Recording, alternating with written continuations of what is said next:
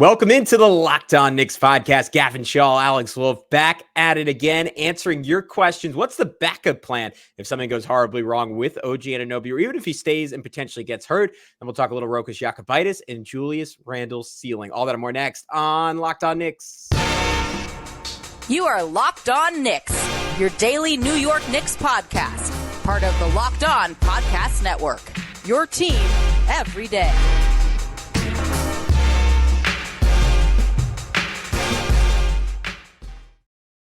Hey, what's up, guys? You are Locked On Knicks. Really fun episode for you today, answering your questions on OG Anunoby, Rokas Jokubaitis, and Julius Randle.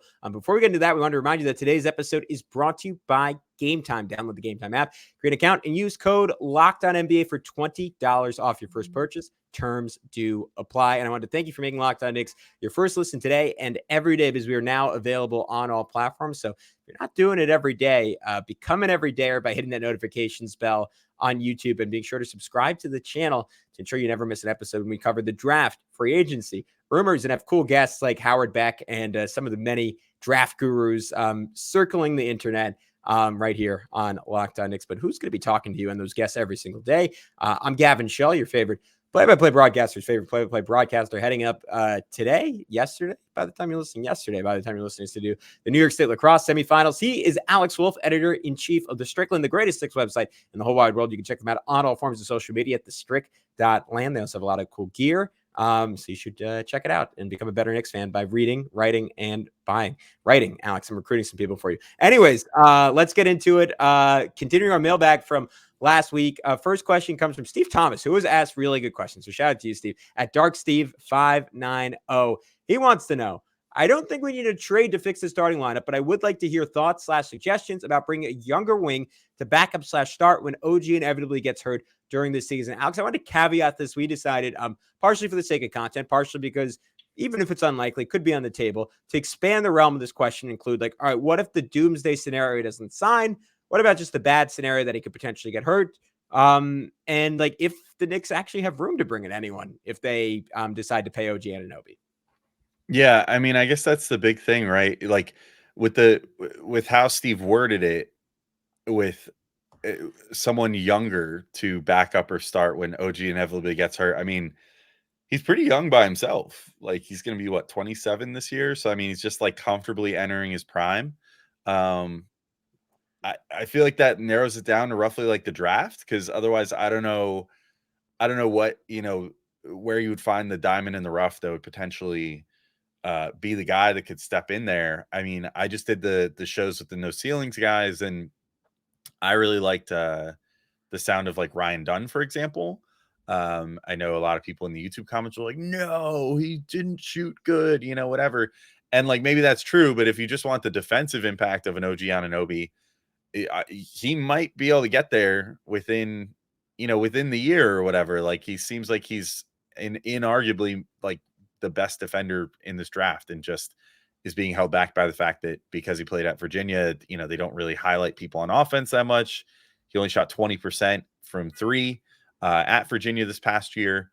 But I mean, at least when I was listening to Corey and Albert talk about it, it sounds a little bit like he's got something to work with there. Like, and I have to go watch him a little more myself. But I mean, I guess that would be option one, whether it's Dunn, whether it's someone else. I feel like Leon Rose and company are plugged in enough to know, like, hey, are we just being worked for some extra money, or is OG like legitimately going to hit free agency hard this year? And I feel like that would probably inform their decisions a bit on what they do with the draft picks. And I think if you have an inkling that OG is going to be out, then you probably say, let's use all three of these draft picks. And, if we're going to make any other deals or whatever, use the picks that we have in the future, but let's use these three picks that we have this year and try to find someone that can contribute right away this year, which the Knicks honestly have been pretty good at. Like they've drafted Emmanuel Quickley, who contributed as a rookie, Obi Toppin, who contributed as a rookie, Quentin Grimes, who contributed as a rookie, Deuce McBride, who took a little bit to come on, but is contributing now. Like Jericho Sims even contributed a bit as a rookie.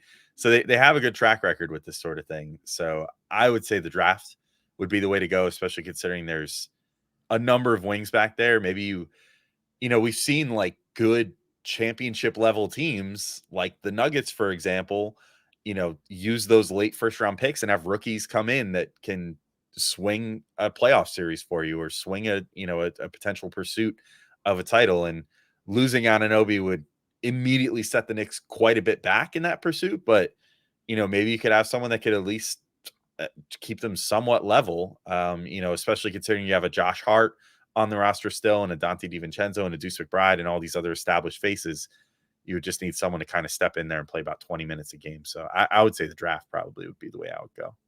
Yeah, I think I don't know. I think if OG Anunoby signed with another team, I think you're put into first of all, it's a catastrophe, right? To the nth degree. This is a guy who's represented by your general manager's son, who like you gave up everything for, because not everything for, but you gave up like Emmanuel Quickly, who like could very well be an all-star in the next couple of years. You gave up RJ Barrett, who looks dramatically better, at least offensively, like outside the context of the Knicks. Like those are two really valuable pieces. And you did it because OG Anunoby, as we saw, turned the Knicks from a good team that we were sort of hemming and hawing, like, all right, are they even going to get out of the first round this year? To like, if they were healthy, like I'm going to keep saying this till the cows come home, like a legitimate NBA title contender. They played like a 65+ win team with OG Anunoby on the floor. So you lose that guy, like you cannot replace him, and you certainly can't replace like the assets that went out the door to go get him. But I think you might almost have to double down and say, like, all right, like, what is it going to take to get Mikal Bridges? Like, Paul George is much older, not as ideal of a fit for the next timeline, and not the defender that Anunoby is, but like brings you more offensively. Like what is it going to take to go get him? And like probably vastly overpay him. Like it puts the Knicks in a horrific position. But if you're asking, like, what would it take to replace him? Like, and I know this isn't what you're saying, but like, I'm just going to make the point.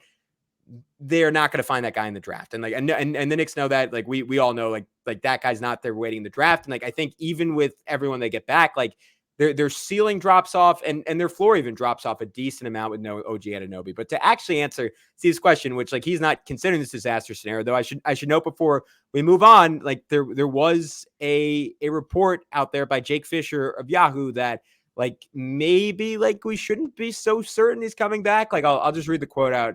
Anunoby is widely expected to decline his $19.9 million player option for next season. Of course, while league personnel are of the mind that Pascal Siakam will certainly be signed with Indiana, there was word circling among team officials at last week's NBA draft combined that Anunoby's situation with the Knicks is not as cut as dried. Perhaps those signals to rival teams will only help Anunoby elicit a larger dollar figure from the Knicks, but various teams left Chicago with the belief that he could reach unrestricted free agency and consider deals from other franchises in addition to New York, sources said. Again, given the whole like agent is the son of the general manager thing, and the Knicks like traded for him, like when they did for what they did, I would be stunned if he went anywhere out. The fact that he went out there on like a busted up hamstring and like tried to gut out like however many minutes he could for the Knicks in Game 7 tells me that like he's probably coming back. I don't know, Alex. Like before we go further with this, like what are your thoughts on that? Because like I would be shocked if he left, I guess is the only way to say it. I don't think he's leaving. I honestly, considering the family ties, like the literal family ties and everything, I wouldn't be surprised if even Leon is like, yeah, son, go ahead, tell them whatever. I don't care. Like, yeah, create a market if you want. This might honestly even be the Knicks trying to get ahead of, I mean, granted, it can't be tampering this time around because they're own free agent, but just trying to get ahead of this whole idea that like there's some weird Illuminati, whatever, that's like there is, but we don't want people to know. Right. We don't want people to know about it. You know what I mean? Like, I think after the whole Brunson saga where it was like, oh, they tampered, because he signed on the team that employs his dad and like his like uncle Leon, basically. I don't know. I think it's all posturing. I think he's coming back. I don't think the Knicks even make the trade for him if they don't know that he's coming back. So how could you? Yeah, I think he's coming back. And maybe this is Leon saying, hey, whatever, like we're still going to give you top dollar, whatever it is that you think is what you're worth, to come back to this team and hopefully compete for a championship next year. And I'm sure that means something to OG too, especially considering his history where he wasn't able to compete the one year that he was on a championship team. So I'm sure it would mean something to him to play a big role in a team that would actually be going for that. So yeah, I think he's coming back. I've got it at such a high. I've got it higher than Isaiah Hartenstein, to be completely honest, because I just don't. Oh The yeah. Knicks will pay him whatever it takes to keep him, I think, at this point. No, I don't think it's close. I mean, we just talked about it. We had Hardenstein like 50%. I think my number for OG would be 80, 85. I think 85 is on, like, maybe that, like, if he signs somewhere else, like, I would look stupid. I would feel stupid for saying that, honestly. But like, to your point, like, I just cannot imagine Leon Rose making that deal without his son being like, yeah, he wants to be in New York. And by all accounts, by everything we saw, by everything we know, like his production and his experience exceeded his expectations of what it was going to be like here. So that combined, like, I would be shocked. Real quick, to answer the actual question, since you did, I'll answer it too. Like, how do they replace him? Or I'm not sorry, if he gets hurt, what do they do? It can only be a draft pick because they just do not have money for anyone else, unless they lose Isaiah Hartenstein, and then maybe you could dip a toe in the Bruce Brown market. But I think even then, because of the lack of bird rights, like, the Knicks would still be pretty much at the cap. So I don't think there's room to do anything but draft a guy. Bobby Klintman is the name I'll throw out. He's 6'10". The Ringer has him as having shades of Trevor Ariza, Nick Batum, and that he's 6'10", plus defender. Could certainly use a little bit more like lateral quickness, but makes up for it with great size and has the makings of a pretty good shooter, pretty good passer. I know that's an archetype that doesn't work out super well, like supersized Euro bigs. His like kind of had mixed results outside of or Euro wings, that is, outside of Giannis like a decade ago. But I like the idea of getting someone just super big, even if they're raw, just because I think the Knicks can use guys with more like freakish attributes, whether that's length or athleticism. To me, that's the direction I would ultimately go. Next on Locked On Knicks, we're going to talk about another Euro with a little bit less freakish dimensions. That is Rokas Jokubaitis and what his role could be on the Knicks next year. So that is next on Locked On Knicks. But first, we got to let you know about our good friends over at Gametime. And Gametime makes getting NBA Finals tickets even faster and easier. Prices on the Gametime app actually go down the closer it gets to tip-off. And with killer last-minute deals, all-in prices, views from your seat, and their lowest price guarantee, Gametime takes the guesswork out of buying NBA tickets. But I'll tell you what, maybe you don't feel like going and seeing a Mavericks Celtics final game, because why would you want to pay finals prices to go see that? Maybe you're like me and you have absolutely nothing to root for at the moment because you root for the Mets and they stink. But let me tell you guys, if you don't go to some live Mets games, you can go for like almost for free now, especially if you use the Gametime app. Like, couple bucks gets you in the door. Go eat some of the food, have a good meal, enjoy the summer weather. It's lovely. It is a really nice stadium, even if the baseball isn't so good. So go take in a Mets game. I think they have like a lobster burger this year, like a burger with like lobster on top, a little surf and turf action. Go check that out. You know, I think that's what I would use the Gametime app for, and probably will be in the next couple weeks, because I'm kind of itching to go eat some good food and watch the Mets lose. Anyway, download the Gametime app, create an account, and use code LOCKEDONNBA for $20 off your first purchase. Terms apply. Again, create an account and redeem code LOCKEDONNBA for $20 off your first purchase. Download Gametime today. Last minute tickets, lowest price guaranteed. All right, Gavin, we're back in to keep going through mailbag questions, and we got a few in a row here to end the show from one of our buddies on Twitter. You challenged him to ask as many questions as he could, and boy did he. He had a lot of questions for us. So, but this comes from Jordan Bub at Bub Jordan on Twitter. I lumped these two questions together because they're very similar, but you know, in the same vein. So we'll tackle both at once. What are your thoughts and your opinion about Rokas Jokubaitis coming over to the NBA? And will you watch him in either the Olympics or Summer League before he comes over? And then secondly, if Rokas Jokubaitis comes into the NBA and gets actual rotation minutes from the start and does reasonably well in them, how would you feel about it? So I'll just give my thought to the second part of that question first. I'll feel great, because honestly, I do think that what Rokas brings is exactly what the Knicks need right now, which I think is a slightly more consistent secondary ball handler behind Jalen Brunson off the bench than Deuce McBride. And I love Deuce McBride, you know, and I think he's honestly blown me out of the water a bit with how much he just progressed over the course of the season handling the ball. Like, I thought by the time the playoffs hit, when he had to spend like 10 minutes out there with no Jalen Brunson, he actually did pretty solid. But it would be much better to have someone who does a little more like what Jalen Brunson does out there. and who can break down a defense a little more reliably, who can kind of operate with the ball in his hands, create for others and all that. And I think Rokas does that. If he can come over and do that immediately, that would be freaking awesome. I don't think there's any ifs, ands, or buts about it. That would be hugely valuable for the Knicks on a rookie contract to get him over and have him do that. Yeah. I would be really excited. I think they need someone. I just don't think Deuce is a point guard.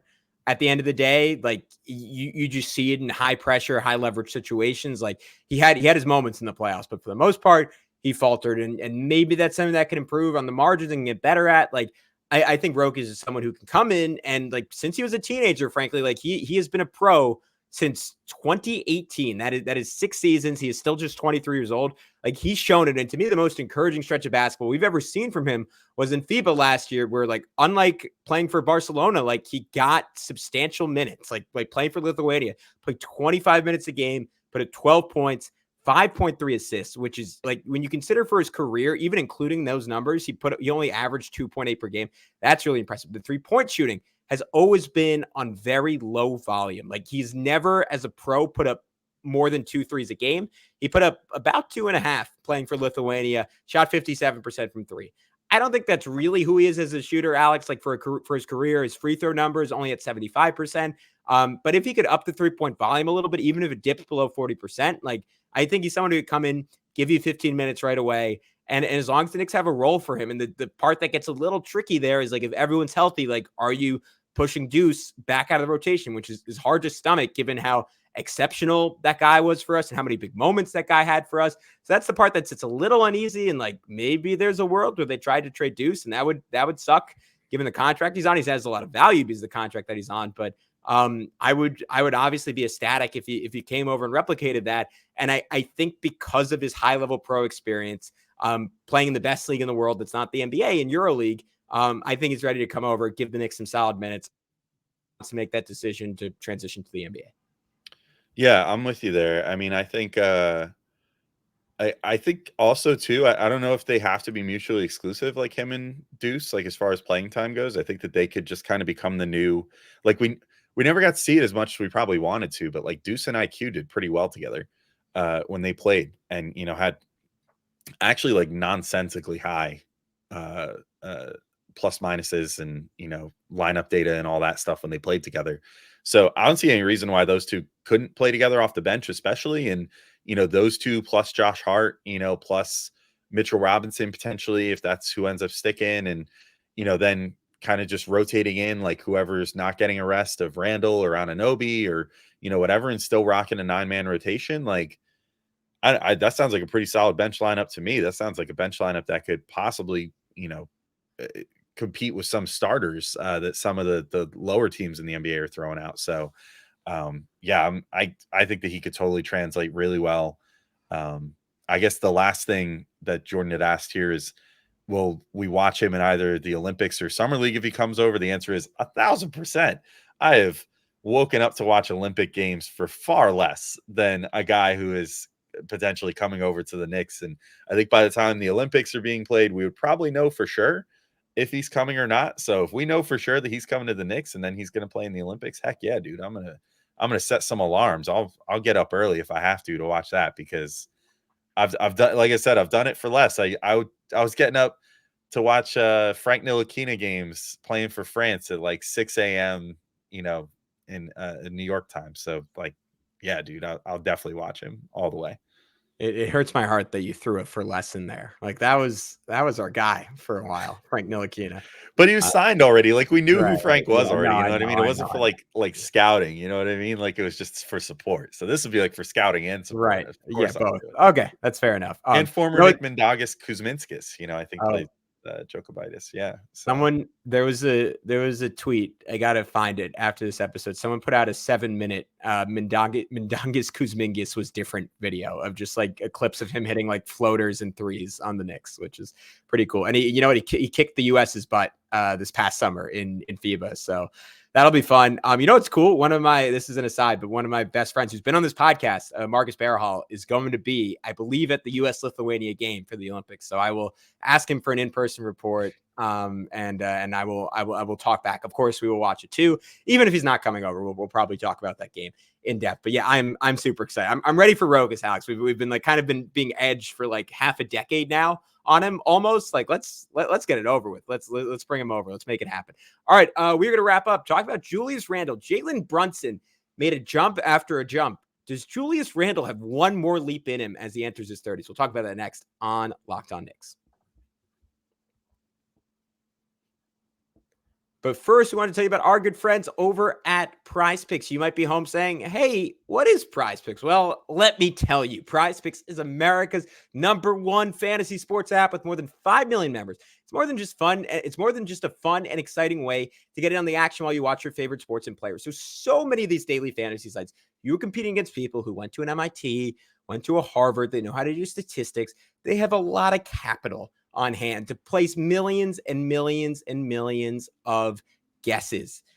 With PrizePicks, you don't have to compete with those sharks. You just pick more or less on 2 or more player stats for a shot to win up to 100 times your cash. With PrizePicks, you can turn $10 into $1,000 in a single game watching your favorite sports this summer. You can make PrizePicks. You can make a PrizePicks lineup in as little as 60 seconds. You just need to pick more or less on 2 to 6 player stat projections, and you're locked in. If you're looking for promotions, PrizePicks has got you covered every week, from lowering select player stats projections on Tuesdays, which increases your chance of getting a win, to getting your entry fees back if you have a losing lineup on Fridays. If you're looking for promotions, PrizePicks has got you covered every week, from lowering select player stat projections on Tuesdays, which increases your chances of getting a win, to getting your entry fee back if you have a losing lineup on Fridays. When the finals are over, the hoops action doesn't stop on PrizePicks. Women's basketball is just getting started, with young stars like Caitlin Clark and Angel Reese looking to make names for themselves alongside greats like Brianna Stewart and Asia Wilson. You can win up to 100 times your cash watching them ball out. So download the app today and use code LOCKEDONNBA for a first deposit match up to $100. Once again, download the app today and use code LOCKEDONNBA for a first deposit match up to $100. PrizePicks, pick more, pick less. It's that easy. All right, third and final question here in this mailbag episode comes from, you guessed it, our mailbag MVP for now and forever, Jordan Bubb at Bub Jordan. He wants to know, do you think Julius Randle can reach an even higher level like Jalen Brunson has shown? So, Alex, initially, like, I saw this question, I was like, probably not. Like, he's been pretty good to extraordinarily good. All NBA 2 of the last 3 seasons he was healthy. Honestly, probably would have made it 3 of the last 4 seasons if he hadn't gotten hurt this year, which is like a top 15 player in the league on paper. Now, like, that playoff production hasn't translated. And to me, like, if we talk about hitting an even higher level, it's like, can you be 80% of who you are in the regular season in the playoffs? Because that would be a dramatically higher level. But I think what Jordan's getting at, like, is there like a higher apex in the regular season? And does that in turn translate into a dramatically better playoff performance? Yeah, I kind of feel like maybe the answer here comes down to 3-point shooting. I think that we've kind of seen what Julius, I mean, other than like the obvious of like, I guess like if he could shoot better from the free throw line, that would be cool. Like, I don't know if he could hit like 85% of his free throws instead of 76 to 78%. That would be sick. You know, that's kind of I think a goal for every Nick this offseason after some of the free throw follies that we saw in the playoffs and otherwise, is to shoot lots of free throws. But other than that, like, I think it's the 3-point shooting. You know, I think the ideal thing that you would hope that Randle could achieve would be to combine the 40% that he shot from 3 in 2020 to 21 with the large volume that he shot 2 seasons ago now. It feels weird saying that was 2 seasons and not last season, but in 2022 to 23, when he shot 8.3 attempts per game, he hit 34% during that season. And then in 2020 to 21, he shot 41% on 5.5 attempts. Now, if you look at his total career, the COVID season, the 2020 to 21, feels like the huge outlier there. But even if he split the difference, you know, he shot like 31% from 3 this year. Now, granted, that number was steadily on the rise, and probably if he kept going the way he was, he would have shot about 34% for the year. By the end of the year, he was just abysmal from 3 to start this year. But you know, if you split the difference and say, okay, now he can shoot 8 threes per game, but make 38% of them, that probably takes him to another level. I mean, especially if they're still very, very much self-created and, that sort of thing, and he's still doing all the other stuff just as well, then I think that's sort of your answer, to me at least, of how Julius Randle could take another leap. Because quite frankly, everything else is really good. I mean, the finishing around the rim is good. He's played a lot more vertical the last couple of years, I think, as far as being aggressive, driving to the rim, finishing, with dunks more often when the situation calls for it. And, also just using his body more to create space and not trying so hard to just like draw a foul, but actually to finish plays. And, the mid-range game is kind of always there if you ever need to call on it. It's like his old reliable, the SpongeBob net. He just pops it open every once in a while, needs it. And then, the rebounding is great. The defense, I don't know how much he can improve there, but the one-on-one defense is always impressive when you need to call on it. Team defense could always use a little work, but it's stuff you live with, and the rebounding is just fantastic. So, yeah, I don't know. I mean, that's pretty much all I come down to. Otherwise, it's like, what more do you want? The guy's made 2 All-NBAs and 3 All-Stars in the last 4 seasons. He's doing pretty good for himself. Yeah, it's playoff performance for me, pretty much. I'm with you that if he could shoot, honestly, for me, it's just the 22-23 shooting period. Like, I just think that, and this is obviously what you're getting at. Like, that is what is realistic for him, like in the best case scenario.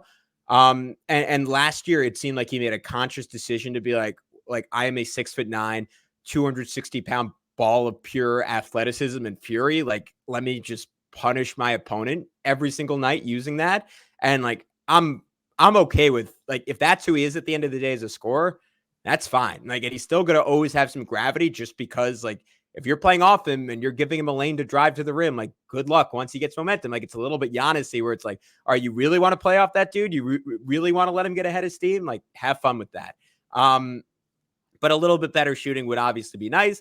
And then I think it's just sort of tinkering with, like, with his playmaking and how he passes. And I've said this a bunch of times, but I think we saw the best ever stretch of passing from him in his career, the second half of this year, or the second half of his run this year, like post the Knicks getting Anunoby, where he was a quick ball mover, and it wasn't all about like, all right, let me draw 3 so I can throw a no look pass over my head, hoping Reggie Bullock is in the opposite corner. It was a little bit more of like, I got it. I have a good shot. The guy next to me has a great shot. I'm going to make the simple read. Like, if he can just keep leaning into that, keep leaning into Euro Julius, as I like to call it, I think he's going to be awesome, and you can't ask for much more. And then again, just that it all translates to the playoffs. So, you know what? I'm talking myself into it, Alex. I'm really, really excited to see that guy play basketball again. Can't wait till he's back. I want to see him kick butt in the playoffs, because we've been through a journey with him, and he deserves it. So I know that's not what Jordan Bubb was asking, but if this is me getting turned into a Julius Randle advocate, I'll happily be a Julius Randle advocate. Let's get him right. Let's see him kick some butt for the New York Knicks. Next time we'll be kicking some butt, answering some more mailbag questions, maybe some more draft guests, or if any breaking news comes up, we will certainly be your home for that. He's Alex. I'm Gavin. We will talk to you very, very soon on Locked On Knicks.